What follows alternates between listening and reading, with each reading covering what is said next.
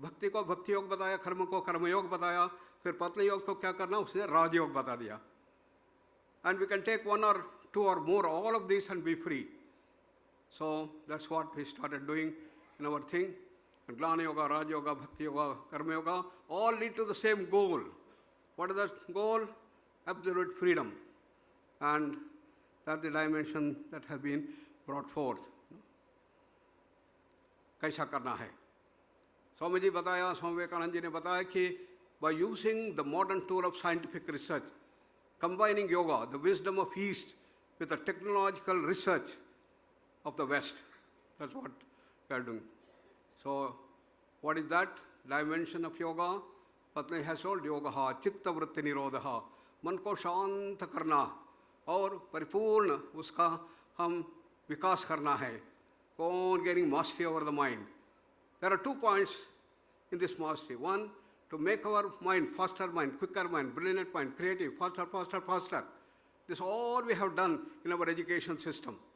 But the second dimension of calming down the mind, silencing the mind, tranquilizing the mind, going deeper and deeper into Annamaya, Pranamaya, Manomaya, Vijnanandamaya Kosha. We have not taught our children, and therefore we had the problem. In our Gurukula system, we had all these things brought forth. Every day children were made to keep in their silence, deeper and deeper, and go to the samadhi and deeper dimensions. But today it has been removed. And that has to be rebrought. This is what we have started doing in bringing yoga dimension into the thing. Therefore, the Panchakosha dimension, which talks about the dimensions of Mrityu and beyond, has been brought forth by this wonderful Panchakosha Viveka. When we all die, the physical body goes away. For a short time there will be Pranamaya Kosha, and then we have our existence in the form of Manomaya Vijnanandamaya Kosha. All our samskaras are in the state of memory store. And our tamas, rajas and sattva, the 3 personality traits, are all hidden in all these koshas, Manomaya Vijnanandamaya Kosha. And then, having discharged our things, which are there in the form of Sanchita Karma and also the Prarabdha Karma, then we take the next birth, and there the Prarabdha Karma starts showing up. And all our personality traits, how much of tamas, rajas and sattva we have, is going to come back. So when we are all born with that particular thing, which there is a continuity of the previous life. And then we go on doing that. We have the freedom, we can change or we can deteriorate.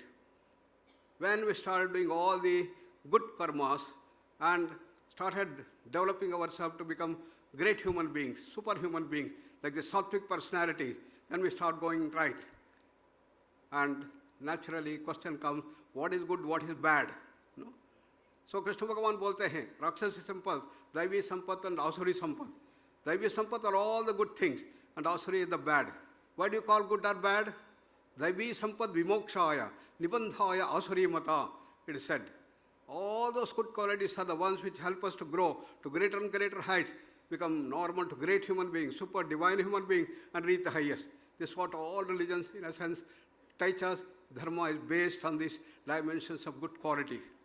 And other thing, you have the vices, anger, greed, jealousy, hatred, infatuation, and depression. All these things lead to stressors, tensions, pain, diseases, and you are going to go other way. Nibandhaya asarimata. It binds us. It removes the freedom. हमारे अंदर जो महान freedom है, स्वतंत्र है, वो धीरे धीरे निकल जाएगा. बंधन ज़्यादा ज़्यादा हो सकता है. Therefore, we have to choose. And Krishna says, yatechasi tatha kuru. Whether you want to go this way, you want to go here, you have the full freedom. अपने आप को हम करते जाएंगे अच्छे जीवन में तो ऊपर जा सकते हैं, नहीं तो नीचे भी जा सकते हैं. So, being drawn by the attractions of life, लालचीपन जितने स्वामी जी ने बताया, उसके अनुसार करते जाएंगे तो हम नीचे उतरना शुरू हो जाता है. Desires will turn itself into greed, jealousy, hatred. They become very powerful emotions and start making us go down the drains. And that's the root cause for all these modern ailments. Asthma, diabetes, hypertension, heart problem, epilepsy, migraine, irritable bowel syndrome. This is what is happening today. So we had to change our lifestyle to bring in the higher dimensions of sattva. And that is the thing that has been prescribed. So what we have? The Vyashti, the individual at the microcosm level. That are the 5 bodies. And in the Samashti, I mentioned we have the electromagnetic field, bioplasmic field, astral field, the intelligent field, and others. What are the laws? The laws are governed by the trifold law of Srishti, Sthiti, Laya. And modern science has unraveled the mysteries of the physical science. Over 400 years, we started by Newton and Descartes. We have been able to understand this physical world more and more, more and more. संपूर्ण भौतिक विश्व के बारे में हमारा ज्ञान भंडार आगे आ चुका है और हम जानते हैं कि जो भी वस्तु हम देखते हैं ये किससे बनाया है? Made out of molecules. Molecules made out of atoms. Atoms are made of protons, neutrons, electrons, fundamental particles. What are they made of? Packets of energy called quarks. So everything in the physical world is nothing but energy, energy, energy. So energy is the building bricks of this entire physical world. You can calculate how much of energy is in given matter. E equals mc square, which all of you have heard. So if I convert this particular thing into energy, the amount of energy is so huge. A small, 10 grams, 10 milligrams of the thing's hydrogen bomb burnt up the whole of Hiroshima. That all we understood. How to use it for purposes, good purposes, nuclear reactors. All these things we understood.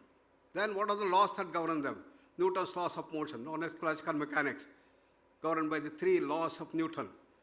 But when you go to extremely high speed, then the laws are called quantum mechanics. These are the higher dimensions. So all that we have understood in the physical science about the physical world. And therefore anything physical we have been a big success, as I mentioned. Putting man on the moon, building skyscrapers, underwater, information technology, everything. But what is happening to science? Science is slowly moving forward to go beyond the physical. Is there something like prana? ये प्राण क्या है, मन क्या है, बुद्धि चित्त क्या है, इसमें अंतर क्या है, इसको समझने के और आधुनिक विज्ञान आगे जा रहा है. तो इसलिए बड़े बड़े विज्ञानी लोग, नोबेल लॉरेट्स, ये भारत के वेदांत के और उपनिषद को पढ़ने के लिए आगे बढ़ रहे हैं. क्यों? उसको मालूम है ये पर्याप्त नहीं है, क्वांटम मैकेनिक्स से आगे जाना पड़ेगा हमको. I was once talking about this Taittiriya Upanishad in the Harvard University, in the London University, and one of the Nobel laureates, Professor Josephson, he came, he called me to his house, and I went here, and I went inside, I started seeing beautiful library here, all books lined up, all physics, mathematics, everything as I guess.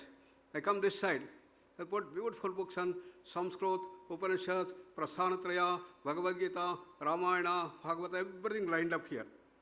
और जब वापस आया मैं उसको पूछा, अरे ये सब क्यों रखा है? पर तो अच्छा दिखता है. कुछ लोग अच्छे पुस्तक रखते हैं ना दिखाने के लिए. तो I said, are you keep? No. These are the books that gave me direction to quantum, to go beyond. बहुत बड़े बड़े विज्ञानी लोग, नोबेल लॉरेट्स भी ये हमारे उपनिषद को, वेदांत को और शंकराचार्य का अद्वैत सिद्धांत को पूरा से पूरा समझने का प्रयास कर रहे हैं और एक बहुत बड़ा अभियान अभी चल रहा है.